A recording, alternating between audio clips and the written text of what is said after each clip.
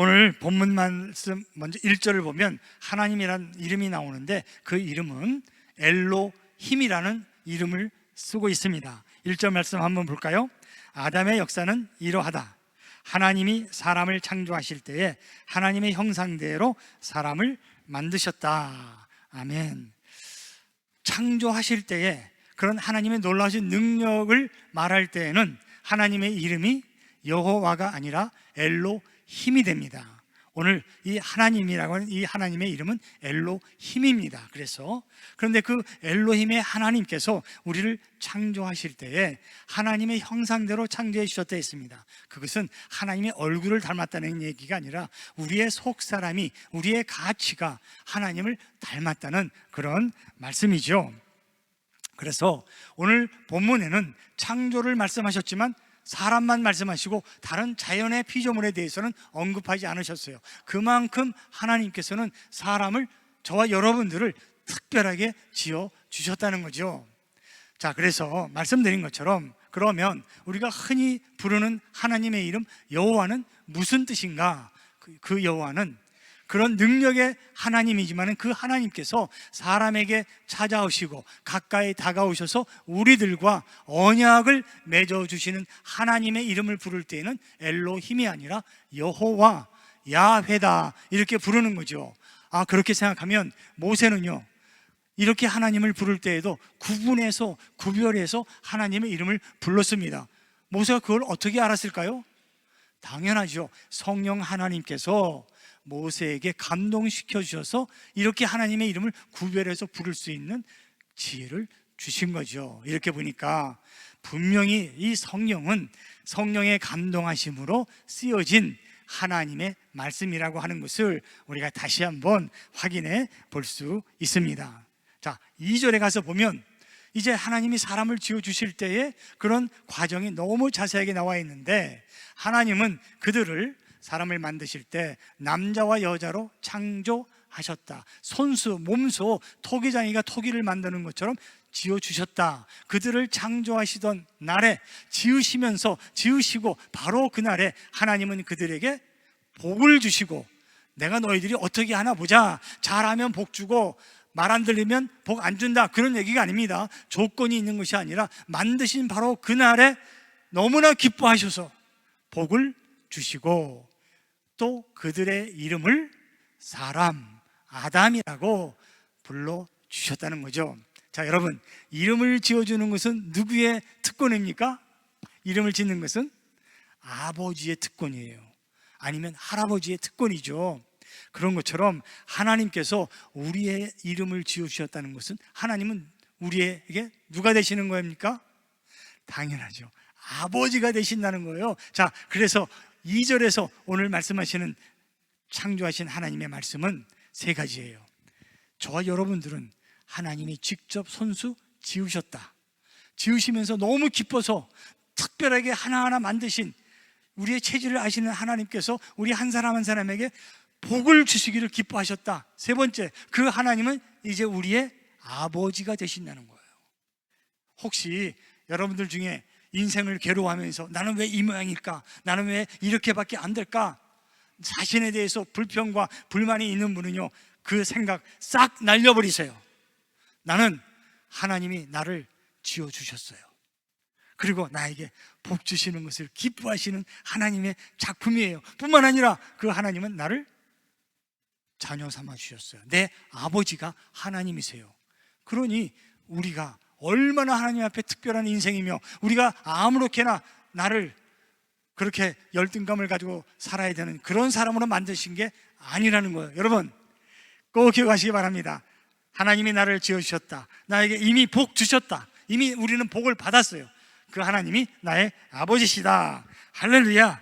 사랑하는 여러분, 그래서 오늘 본문에 가서 보시면 이제 3절부터 아담의 후손들이 나오기 시작합니다. 그런데 아담이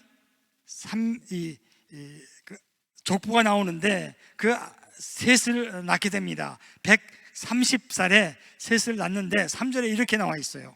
아담은 130살에 자기의 형상 곧 자기의 모습을 닮은 아이를 낳고 이름을 셋이라고 하였다 그랬습니다. 근데 이 셋이요, 바로 5장 그 전에 4장 마지막 절에 셋에 대해서 하나님께서 이렇게 말씀하고 계세요. 4장 26절에 셋도 아들을 낳고 아이의 이름을 에노스라고 하였다. 중요한 거 여기 나오죠. 그때에 비로소 사람들이 주님의 이름을 불러 예배하기 시작하였다. 셋은 예배자였어요. 그리고 그 셋의 자손들, 오늘 이 족보에 나오는 자손들은 바로 예배자의 자손들이었다는 것을 여러분 꼭 기억하시기를 간절히 바랍니다. 그런데 족보에 보니까 이런 예배자의 삶에 뭐 특별한 게 나오지 않아요. 태어나고 자녀 낳았고 기르다가 그냥 죽었다는 거예요. 몇 살에. 다 똑같이 그렇게 나와 있어요. 자, 여러분, 여기서 우리가 뭘 생각합니까? 저와 여러분들의 인생은 겉으로 볼 때는 너무나 단순한 것 같지만, 별거 아닌 것 같지만, 다 우리가 이렇게 태어나고 우리 자녀를 낳고 그리고 기르다가 죽는 것, 이 인생, 이 간단한 인생 가운데 놀라운 하나님의 섭리가 있다는 거예요. 그리고 뿐만 아니라 하나님은 그런 삶 속에서 우리의 가정이 얼마나 중요한가를 보여주시는 거예요. 우리가 태어나서 여러 가지 많은 일을 하지만 그거 다 여기 안 적혀 있어요. 무슨 일을 했는지 아무것도 중요하지 않다는 거예요. 중요한 것은 우리가 태어나서 가정을 이루고 자녀를 낳고 기르다가 죽는, 바로 우리의 가정이 우리가 살아서 이 땅에서 할 수 있는 가장 최고의 일이 바로 우리의 가정이라는 거예요. 가정이 이렇게 중요하다는 거예요. 그래서 이 셋의 후손들의 가정을 통해서 하나님께서 하나님의 일을 하시는 거예요. 우리가 찬양했죠. 나를 인도하시는 하나님이 우리가 알지도 모르는 사이에 일을 하고 계시는 거예요. 에녹은 아담의 7대 손이고 노아는 아담의 10대 손입니다.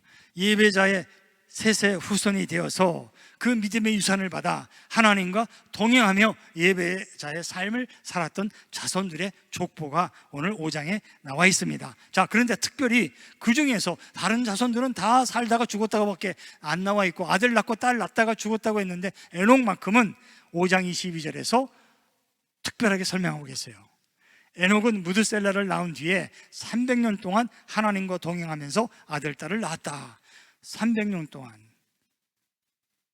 무드셀라를 낳은 그때부터 300년 동안 하나님과 동행하다가 365년에 죽었다는 거예요. 하나님과 동행했다는 게 특별한 겁니다. 자, 여기에서 이 동행은, 물론 동행한다고 할 때에는 뭐예요? 방향과 그리고 또 보조를 맞춰야 되는 거죠.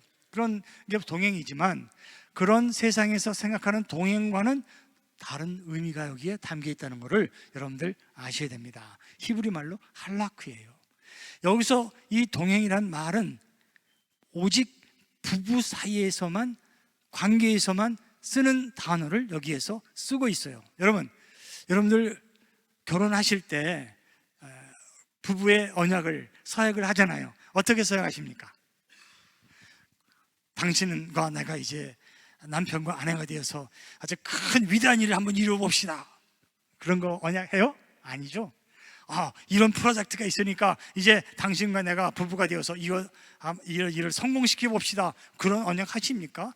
안 하잖아요. 무슨 언약 합니까? 건강할 때나 병들었을 때나 일이 잘 될 때나 안 될 때나 내 머리가 팥뿌리가 될 때까지 나는 당신과 함께 하겠습니다. 이게 부부의 언약이거든요. 이게 뭐예요? 동행, 할라크예요. 그러니까 에녹이 하나님과 동행했다고 하는 이 말은 에녹이 하나님과 동행하면서 무슨 하나님의 큰 일을 이루어 보겠다고 작정하고 동행한 것이 아니라, 부부가 그저 평생을 어떤 환경이나 조건 가운데에서도 함께 하는 것처럼 에녹이 하나님과 함께 했다는 것을 강조하는 단어가 할라크요, 그 말이 여기서 동행했다라고 하는 것으로 쓰여지고 있다는 것입니다. 자, 그러니까 이 동행이라고 하는 의미는 우리에게 구원이 되는 것이요, 능력이라는 것을 여러분 꼭 기억하세요. 하나님과 함께 한다는 것은 내가 하나님께 구원받았다는 거 아닙니까? 그렇죠. 그렇게 하나님과 함께 하다가 우리가 죽는 날 천국 가는 거예요. 하나님과의 동행은 구원이고 능력이 되는 거죠. 현실을 보면 여러분, 내가 무슨 일을 할 수 있는 능력이 많고 지혜가 많은 사람들입니까? 아니에요. 인간에게는 너무나 한계가 많고 제약이 많이 있어요. 그래서 우리가 하고 싶은 일들까지도 생각하면 두렵고 떨리고 염려가 되고 불안해서 잠 못 이루는 밤이 많이 있다는 거예요. 왜 그럴까요? 내가 능력이 있어야 되기 때문에, 내가 지혜가 있고, 그리고 또 나에게 다른 사람이 가지고 있지 못하는 그런 뭔가 힘이 있어야만 일을 감당할 수 있다고 생각하기 때문에 그것을 얻기 위해서 고민하고 두려워하는 거예요. 사랑하는 여러분, 우리는 결코 그렇게 해서 승리할 수 있는 사람들이 아닙니다.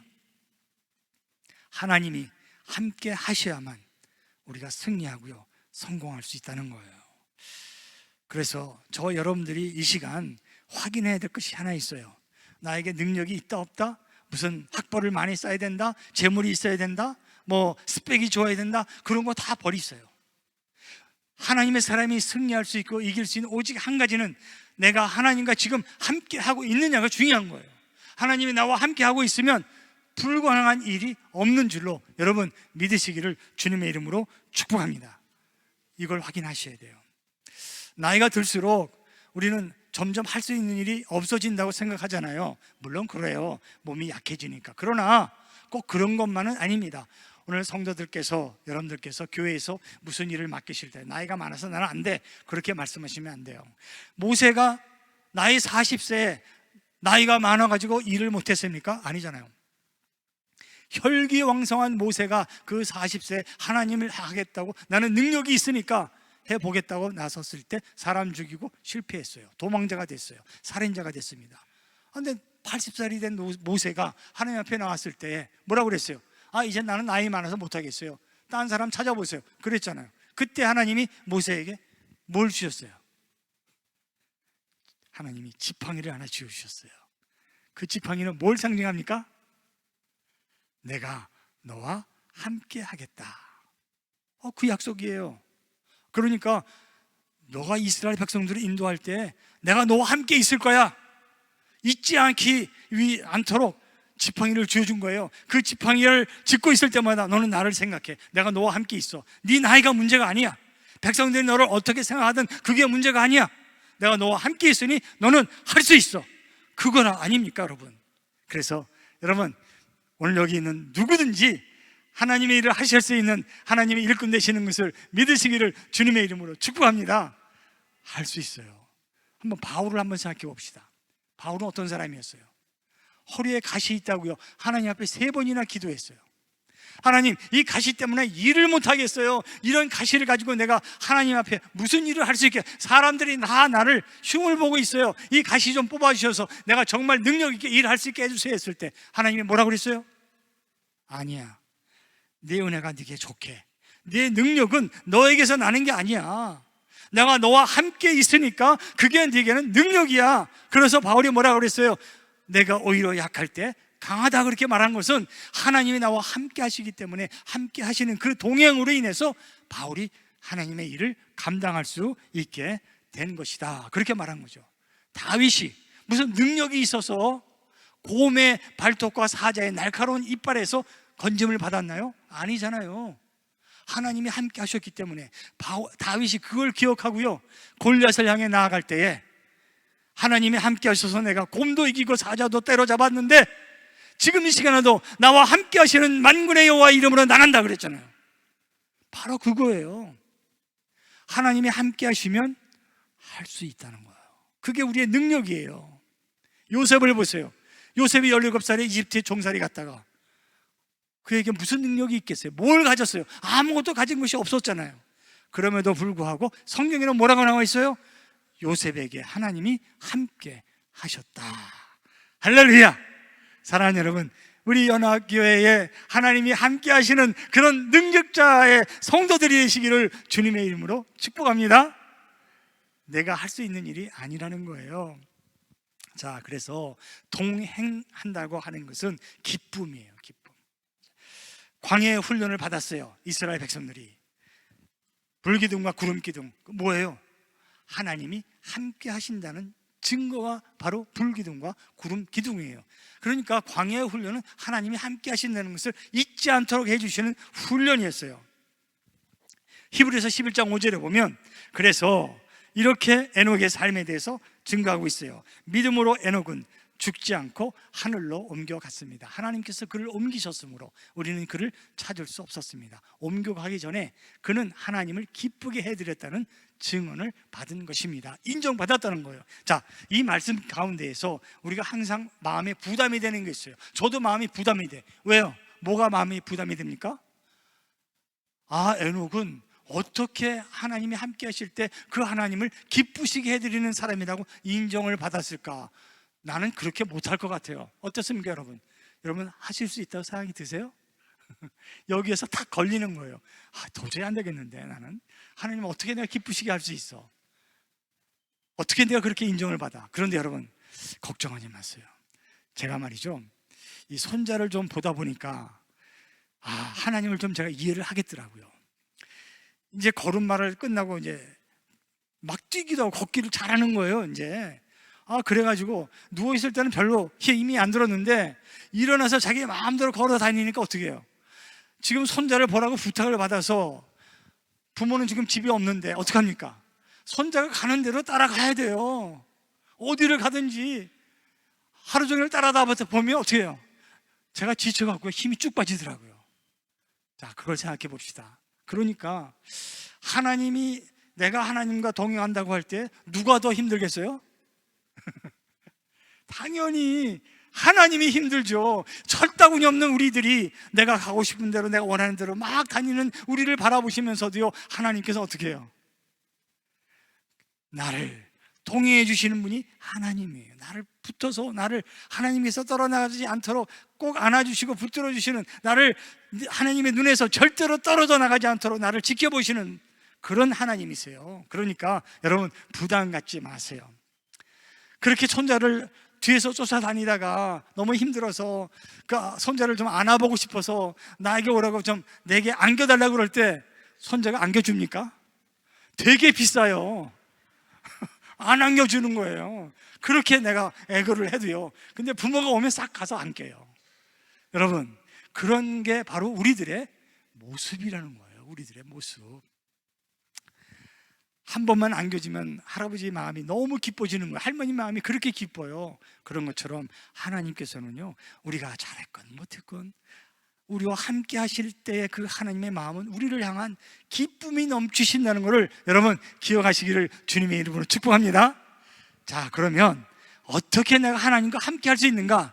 다음 주일에 노아를 통해서 한번 같이 살펴보도록 하겠습니다. 그때까지만 여러분들 하여튼 기다려 주시고요. 오늘 중요한 거는 지금 에녹이에요. 어떻게 에녹과 무드셀라를 통해서 하나님이 이 땅에 전하고자 하시는 메시지를 전하셨는가?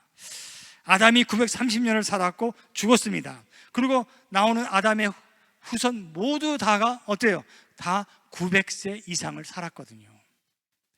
오직 에녹만 365년을 살다가 죽었다고 했습니다. 다른 사람에 비하면 3분의 1밖에 안 되는 수명을 살고 죽었어요. 성경 퀴즈에 제일 많이 나오는 사람의 이름이 오늘 본문 말씀에 나오는데 누굴까요? 무드셀라. 성경에서 제일 오래 산 사람이 누굽니까? 라고 물을 때 여러분 무드셀라가 제일 오래 살았잖아요. 969살까지. 그러면 사람들이 제일 궁금해하는 게 어떻게 그렇게, 생각해 보세요. 1000년 가까이 살았잖아요. 상상이 됩니까? 안 되는 거예요. 어떻게 그렇게 오래 살 수 있었을까? 환경이 좋아서, 스트레스가 없어서, 뭐 때문에 그럴까? 이 비결을 알고 싶어 하는데 왜 알고 싶어 해요? 나도 그렇게 한번 1000년 동안 살 수 있을까? 그런 욕심이 사람들한테 다 있거든요. 그러니까 그런 질문은 우리가 할 필요 없어요. 우리의 질문은 뭐예요? 사람의 수명은 누구에게 달려있다고요? 하나님께 달려있는 거예요. 그러니까 그러면 하나님께서 왜 무드셀라를 그렇게 오랫동안 살게 하셨을까? 그 살게 하신 목적이 무엇일까? 그런 질문을 해야죠. 에녹은 그렇게 하나님을 기쁘시게 했다고 하면서도 왜 다른 사람들보다 3분의 1밖에 살지 않게 수명을 그렇게 365년밖에 안 되게 하셨을까? 그런 질문을 우리가 해야 되는 거예요. 오늘 그런 에녹과 무드셀라의 삶을 통해서 그들의 삶에 하나님께서 우리에게 들려주시기를 원하는 메시지가 무엇인가를 살펴보면서 저와 여러분들의 인생의 의미도 하나님께서 내 삶을 통해서 전해주시는 메시지가 무엇인지 함께 우리 한번 찾아볼 수 있기를 간절히 바랍니다. 나의 삶은 무슨 의미가 있을까? 다시 질문을 바꾸면 하나님은 나의 삶을 통해서 무엇을 말씀하시기를 원하시나? 이런 것들을 우리 함께 여러분 찾아보시기를 바랍니다. 에녹은 어떤 사람이었을까요? 에녹은 예언자였습니다. 오늘 성경에 에녹이 예언자란 말이 없는데요? 없어요. 그러나 성경은 언제나 우리에게 도움을 주는 말씀들이 또 있거든요. 유다서에 가보면 1장 14절에 에녹에 대해서 이렇게 말씀하세요. 이런 사람들을 두고 아담의 7대 손 에녹은 이렇게 예언하였습니다. 보아라, 주님께서 수만 명이나 되는 거룩한 선사들을 거느리고 오셨으니, 지금 하나님의 심판에 대한 경고를 에녹이 예언하고 있던 선지자가 에녹이었다는 거예요. 보아라! 성경에는요, 이 느낌표가 없어요. 그런 부호가. 그렇기 때문에 보아라는 말이 나오면 느낌표가 한 10개 정도 나왔다고 생각하시면 돼요. 너무 중요한 말씀이라 우리의 주의를 환기시켜 주시는 거예요. 그러면서 에녹이 하나님의 심판이 곧 다가오고 있다라고 하는데, 그 다가올 심판에 대해서 시제를 뭐라고 그랬어요? 오셨으니, 과거형을 쓰고 있다는 거예요.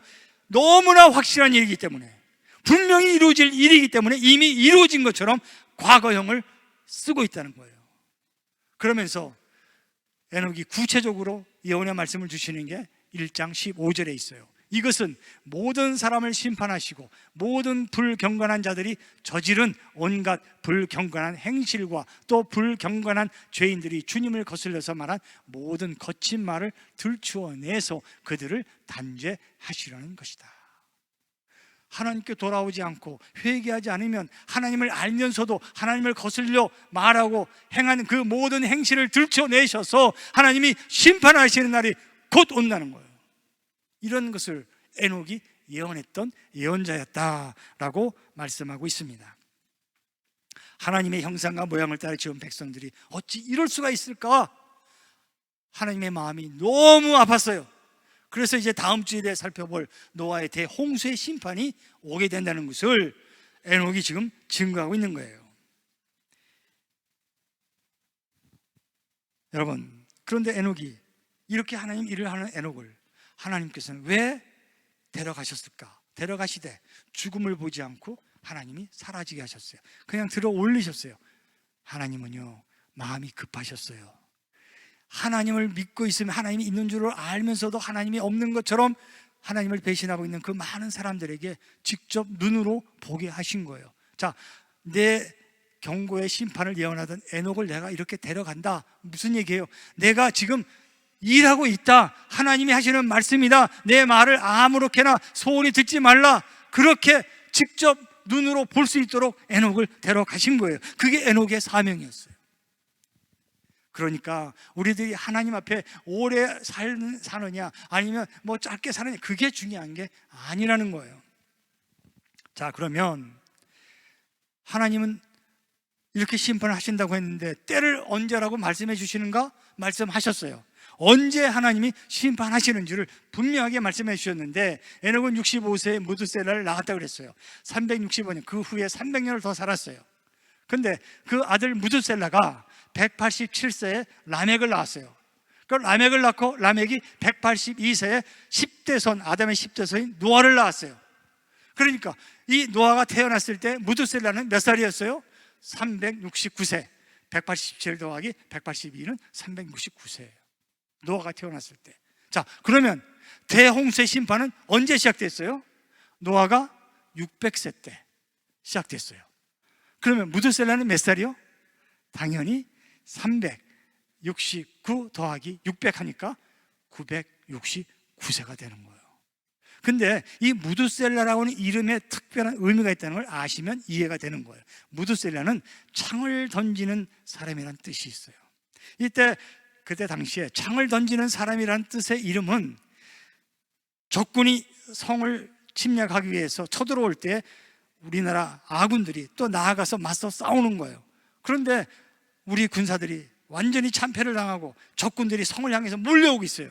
그러면 마지막에 성을 지키고 있던 창을 든 사람이 창을 던지는 거예요. 그건 무슨 뜻이에요? 성이 함락됐다는 거예요. 마지막 창을 든 사람이 창을 던지니까. 무드셀라가 969세에 죽을 때에 창을 던지는 사람이 죽는다고 하는 것은 하나님의 심판이, 이제 단죄하시는 하나님의 심판이 그때에 임한다는 것을 무드셀라라고 하는 이름을 통해서도 하나님께서 예언을 해 주셨다는 거예요. 에녹이 자기 아들 이름을 이렇게 지은 거예요. 여러분, 하나님께서 심판하실 때에 에녹을 통해서, 또 무드셀라라는 이름을 통해서, 라멕은 또 어떻게 예언했습니까? 노아라고 하는 이름을 통해서 예언을 했어요. 노아는 무슨 이름입니까? 창세기 5장 29절에 이렇게 노아에 대한 말씀이 나오죠. 그는 아들의 이름을 노아라고 짓고 말하였다. 라멕을 말합니다. 라멕이 그렇게 이름을 지어주었는데, 주님께서 저주하신 땅 때문에 우리가 수고하고 고통을 겪고 하는데 이 아들이 우리를 위로할 것이다. 그렇습니다. 노아라고 하는 이름 속에 저주받은 땅에 대한 하나님의 심판과, 그리고 또 노아를 통해서 다시 한번 회복시켜 주시는 그런 위로의 의미가 이 노아라는 이름 속에 담겨 있다는 거예요. 그러니까 이 노아의 아버지 라멕도 하나님의 심판과 회복에 대한 예언을 하고 있다는 거예요. 하나님께서는 이날이 오기 전에 백성들이 회개하고 돌아오기를 간절히 원하셨어요. 하나님의 심판이 임한다고 외치면서 에녹이 하나님과 동행하다가 들려 올라가는 것을 세상 사람들이 보면서도 회개하지 않았어요. 하나님은 기대하지 않으셨을까? 그런데 그것도 효과가 없었어요. 하나님은요, 무드셀라가 1000년 가까이 사는 동안까지 그 1000년을 기다려 주신 거예요. 사람들은 에녹이 심판이 있다고 했는데 이렇게 오랜 시간이 지나면서도 심판이 어디 있어? 아직 안 올 거야? 아마 설마 오지 않을 거야? 그러면서 자기 살던 그대로 살아가고 있었다는 거죠. 사랑하는 여러분, 그런 설마가 사람을 잡는다고 하나님께서는 그 백성들이 안타까워서 기다려주고 또 기다려주었지만, 노아가 600살이 되고 무드셀라가 969살 죽어서 장례식을 끝내고 나니까 바로 어떻게 됐어요? 하나님이 홍수의 심판이, 창을 던지는 자가 죽었을 때 하나님의 심판이 임한다고 하신 그 심판이 바로 이제 임하게 되었다는 것을 우리는 이 무드셀라 이름을 통해서 분명하게 알 수 있게 된다는 거죠. 베드로 전서에 가서 보시면 하나님께서는 자세하게 이 말씀을 하고 계세요. 3장 18절 우리 함께 같이 한번 읽겠습니다. 시작합니다. 그리스도께서도 죄를 사하시려고 단 한 번 죽으셨습니다. 곧 의인이 불의한 사람을 위하여 죽으신 것입니다. 그것은 그가 육으로는 죽임을 당하시고 영으로는 살리심을 받으셔서 여러분을 하나님 앞으로 인도하시는 것입니다. 아멘. 에녹이 하셨던 일을 예수님이 이 땅에 오셔서 자기의 목숨으로 계속 하셨다는 거예요. 또 19절 우리 같이 한번 읽겠습니다. 시작합니다. 그는 영으로 옥에 있는 영들에도 가셔서 선포하셨습니다. 그럼 옥에 있는 영들이 누구일까요? 20절에 설명이 나와 있어요. 함께 읽겠습니다. 시작합니다. 그 영들은 옛적에 노아가 방주를 지을 동안에 곧 하나님께서 아직 참고 기다리실 때에 순종하지 않던 자들을 말하는 것입니다. 그 방주에 들어가 물에서 구원받은 사람은 겨우 8사람밖에 없었습니다. 분명하잖아요. 하나님께서 그 무드셀라가 1000년 가까이 살고 노아의 나이가 600살이 될 때까지 참고 기다렸지만 돌아오지 않고 그 물에서 건짐을 받은 사람은 노아의 가족밖에 없었다. 21절 우리 한번 같이 읽겠습니다. 시작합니다. 그 물은 지금 여러분을 구원하는 세례를 미리 보여준 것입니다. 세례는 육체의 더러움을 씻어내는 것이 아니라 예수 그리스도의 부활을 힘입어서 선한 양심이 하나님께 응답하는 것입니다. 할렐루야. 사랑하는 여러분, 예수 그리스도의 부활에 힘입어서 여기 앉아있는 모든 우리 성도님들은 하나님께 지금 응답하고 구원받은 천국 백성인 줄로 믿으시기를 주님의 이름으로 축복합니다. 할렐루야. 그렇습니다. 이걸 하나님이 기다리시는 거예요. 선한 양심으로 하나님께 응답하는 그런 백성들을 기다렸는데 1000년이 지나도록 노아의 시대에, 무드셀라의 시대의 사람들은 하나님께 돌아오지 않았다는 거예요. 22절 우리 함께 읽겠습니다. 시작합니다. 그리스도께서는 하늘로 가셔서 하나님의 오른쪽에 계시니 천사들과 권세들과 능력들이 그에게 복종하고 있습니다. 할렐루야. 여러분, 하나님은 이렇게 예수 그리스도를 통해서 오늘도 우리가 주님 앞에 그의 발등상 아래에 무릎을 꿇고 나와 회개하고 새 사람을 입어서 하나님의 백성으로 살아가기를 지금 이 시간에도 하나님은 이 세상을 향해 소원하시고 저 여러분들을 통해서 이 메시지를 전하기를 하나님은 우리에게 맡겨주고 계신다는 거예요. 아모스 3장 7절 8절 가서 보시기 바랍니다. 하나님께서는 절대로 아무런 경고 없이 하나님의 일을 하지 않으세요. 참으로 주 하나님은 당신의 비밀을 그 종 예언자들에게 미리 알리지 않고서는 어떤 일도 하지 않으신다. 사자가 으르렁거리는데 누가 겁내지 않겠느냐? 주 하나님이 말씀하시는데 누가 예언하지 않을 수 있겠느냐? 광야에서 배고픈 사자가 으르렁거리면 짐승들이 다 놀래서 자빠지고 다 숨어버립니다. 이렇게 사자가 으르렁거리는 것 같은 하나님의 예언의 말씀을 듣고서도 사람들이 아직 돌아오지 않고 있다는 거예요. 이런 하나님의 선포될 말씀이 있는데도 우리가 어찌 예언하지 않겠느냐? 어찌 전하지 않을 수 있겠느냐? 말씀하세요. 성경 66권이 우리에게 있어요. 오늘날 같이 하나님의 말씀이 홍수보다 더 많이 범람하는 때는 없어요. 그러나 이 수많은 하나님의 말씀을 듣고서도 이 세상의 백성들이 하나님께 돌아오지 않는다는 거예요. 우리는 주일 예배 한 번 드리고 내 할 일 다 했다고 생각하면서 세상에 나아가서 하나님 없는 것처럼 살아가는 그런 백성들이 아닙니까? 하나님을 알면서도 거슬러 얘기하고 우리의 거친 행실과 거친 말로 인해서 하나님의 심판이 이제 곧 임하신다고 말씀하셨는데, 들을 수 있는 자는 들으라고 말씀하셨는데 우리는 여전히 세상 사람들처럼 살아가고 있지 않습니까? 사랑하는 여러분, 이제 오늘 본문 말씀을 통해서 보여주시는 하나님의 메시지는 무엇입니까? 예배드리는 믿음의 가정으로 살라는 거예요. 오늘날 우리의 가정이 무너지면 세상도 무너지고 소망이 없다는 거예요. 사랑하는 여러분, 셋의 후손들이, 예배자의 후손들이 그들의 삶을 통해서 태어나고 아기 낳고 또 죽은 간단한 그런 인생들 같지만 이 가정이라는 하나님의 예배자의 가정들을 통해서 하나님은 심판하시는 그런 하나님의 마음과 그리고 예언의 말씀을 증거하시고 전하게 하셨다는 거예요.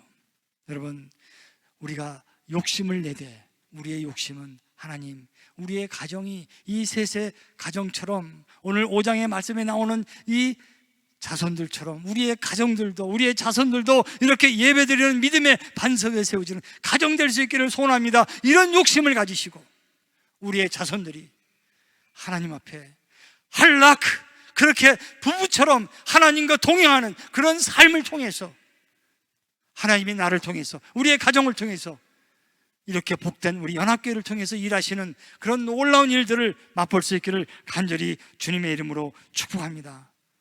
우리 인생을 기록할 때에 낳고 기르고 죽었다는 인생 기록이지만 그 사이에 담겨있는 하나님의 메시지는 복음의 메시지예요.